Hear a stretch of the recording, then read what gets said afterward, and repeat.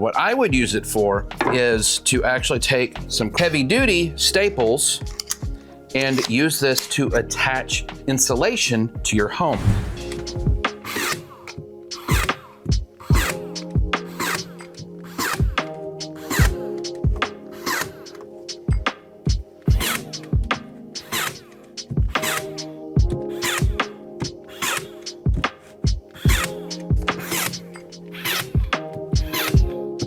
This is what this little tool is used for. And this thing is so lightweight. Like if you're having to do stuff up in the rafters, you're absolutely gonna be holding that insulation up, and then you're going to be using this tool over your head. As somebody who has used tools over my head for a long time in my career, you get very fatigued after a while, and just holding that tool up in and of itself becomes tedious. And that's just a hazard of the business. However, if you're a DIY or a home user, then you're looking for something that's lighter so you can easily handle the tool and take care of your entire project without wearing yourself out.